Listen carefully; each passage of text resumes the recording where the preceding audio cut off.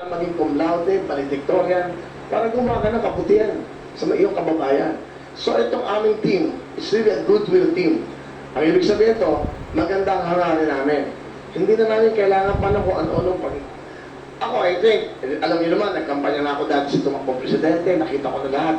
Siguro that's my training eh. Kasi nadidinig ko, nakikita ko ano pangangailangan. In fact, naiisip ko nga, nagkamit kami kabanatuan, ang lagi sinasabi sa akin, pwede pang biling gamot, yung anak ko di makapag-aral. Eh, nung ko pa nadidinig yun, 15-20 years ago eh. Hindi na mabago ang buhay, pero ang dami ng ginawang batas. May nagawa bang batas para sa mahirap? Natupad ba lahat yung batas na ginawa nila? Di ba? May follow-up question ba? Parang,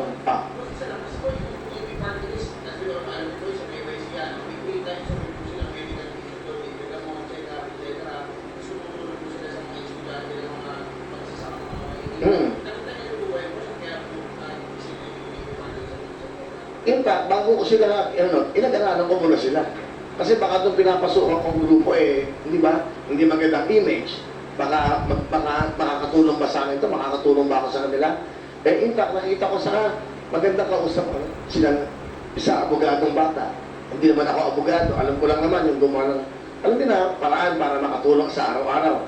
Ang father naman niya, businessman at the same time, congressman, na magandang record. Marami ako nakakausap ng congressman, nasa Senado. Oh, partner mo pala si Kong JB. Okay yan. So, ang ganda ng emails, ang ganda ng full positive na natinig ko. Wala akong nadinig na parang huwag ka dyan. Ako, gagamitin ka lang yan. Never ako nakadinig na gano'n. Paano, question? Sige. O, sige. Hindi, tignan mo pa. Sige. Ano iba ng JB party sa nakita ninyo, boss? Kumbaga, pagiging bukan nila ito na nasisilip niya kaya pumili. Wala sila. They're very much contented sa buhay nila. I think the good heart, yung puso talaga para sa pagtulong. Yun lang yan eh. Simple lang ang buhay eh. Ba't ba kami nandito? Ba't ba ako tatakbo? Kami ba yung magagawa pa ba ng kasamaan? Gagawa pa ba kami ng pagnanakaw? Sobra-sobra na yung nangyari sa buhay niya, sa buhay ng tatay niya. Kampante na kami. Ako, sobra pa sa panaginip ko yung nangyari sa buhay ko. Gusto ko naman ibalik sa ating mga kabayan. 94.7% dahil na mahirap ang Pilipino. Ano dapat mong gawin ngayon? Anong batas para sa iyong mga kabayan? Kasi kung tatanungin niyo, ano bang propaganda mo? Anong plano mo? Eh syempre makagawa ng kabutihan sa mga kababayan natin. Mabago ang buhay.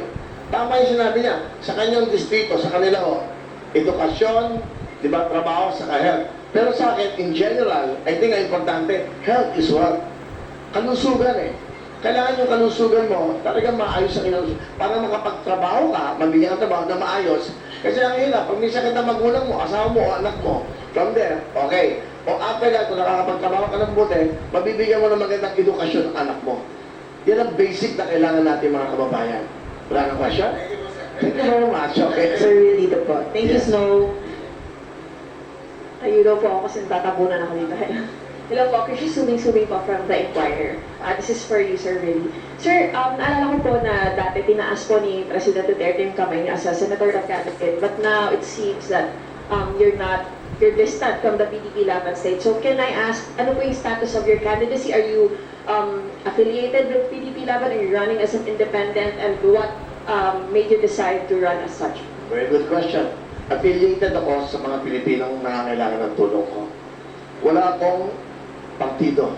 Hindi ako sa gobyerno, hindi rin ako sa PDP Laban. Independent ako. Ibig ko sabihin, ang lahat ng kasama ko dito mga kababayan natin, sila ang partido ko. And I will listen to them. Kaya nga, ginagawa namin, wala kaming entablado. Wala kaming mga speaker sa malakas, wala kaming mga ilaw. Ang gusto ko, madinig ko talaga yung bawat sasabihin ng mga kababayan natin.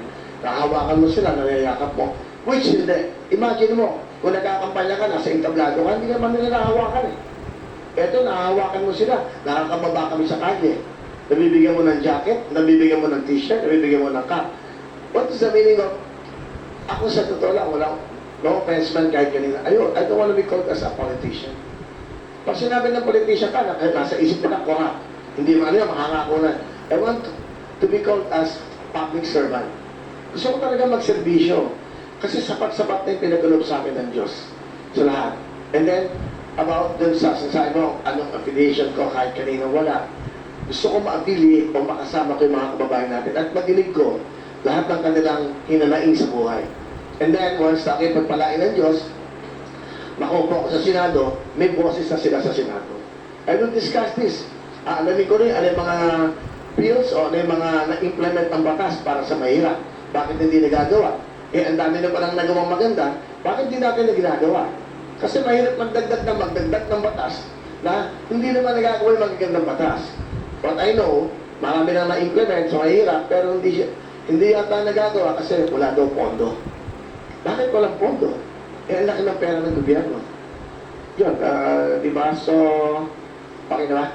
Okay na. Sige na, follow-up question. Sir, sorry, current issues naman po. Sir, ayun nga po, napanggit kanina na pasok po kayo sa Magic 12, and so there is a possibility that you will become a senator come June, July. Yes, that's right. And with that comes the issue of impeachment po. Do you have a personal stance on this na po? I cannot comment on that right now. Una, hindi pa ako senador. Hindi ko pa alam kung ano yung ebidensya. Hindi ko pa alam kung ano yung mga mangyayari. Kailangan makita ko muna yung reklamo. Kailangan makita ko ano yung pinapile sa Vice President. So, di ba? There's a law. May constitution. I will follow the law. I will not follow my emotion, my friendship, kung kanino man. Ang susundin ko dito, kung ano yung sinasabi ng batas at kung ano yung ebidensya. Kung guilty, di, ano gagawin ko? Di ba? Susundin ko yung tama. Pero kung di guilty, dito na ko sa hindi guilty. Mahirap kasi mag-comment right now. Una, I just wanna tell you, hindi pa ako nakuupo sa Senado. So I decided to comment on the impeachment. At wala pa akong nahahawakang reklamo about ano. Even the Senate President, hindi ba nga, kailangan daw yan sa June 2 na gawin para malaman natin lahat ng reklamo. Mahirap kasing madali na isang bagay na biglaan eh. Pinag-aaralan niya, sa katandaan niyo po ito, ayun, yan din siya, pangalawang presidente. Pangalawa, vice-presidente po ang kinakasuhan dito. Napakabigat na decision ito sa bawat senador. Actually, alam ko, impeach na siya sa Congress, pero is she guilty? Hindi pa eh, wala pa eh. Wala pang mga trial.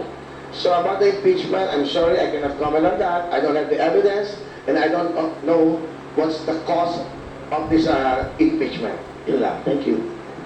Hello po, Sir. EJ Makababat po from Philippine Star. Sundan ko na po yung question niya po. Are you now preparing po to be a senator judge po?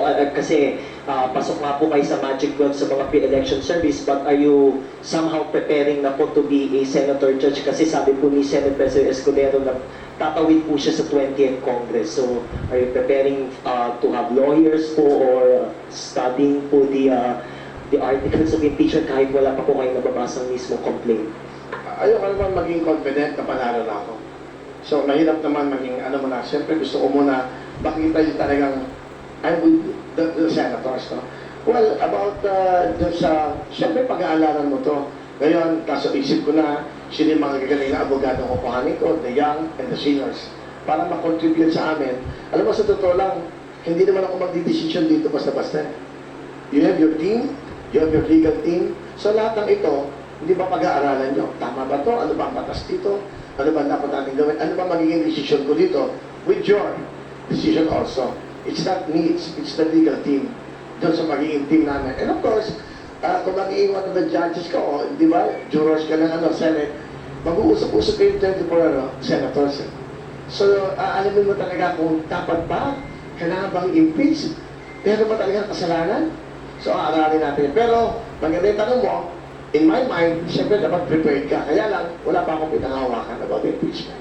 Alright po. So, if elected naman po as senator po, ano po yung committee po na gusto po ninyong sabihan? Like for example, kasi si Robin Padilla po gusto niya nun mag-constitutional amendments kasi gusto niya mag-federalism. Kayo po, ano naman po yung Senate committee po na balak po ninyong sabihan if elected po? Well, sa totoo lang, when I talk to Senate President Cheese, sabi ko, hindi naman kami nagsisiguradong nanalo. Ako, tatanungin mo, gusto ko yung talaga lagi nakakatulong, DSWD, at yung PhilHealth or DOH, Department of Health. Bakit? Alam mo ba na mas marami namamatay na mahirap kaysa mayaman? Kasi hindi sila nabibigyan ng tamang aruga sa ospital, kasi walang pera. Sa operasyon, sa gamot.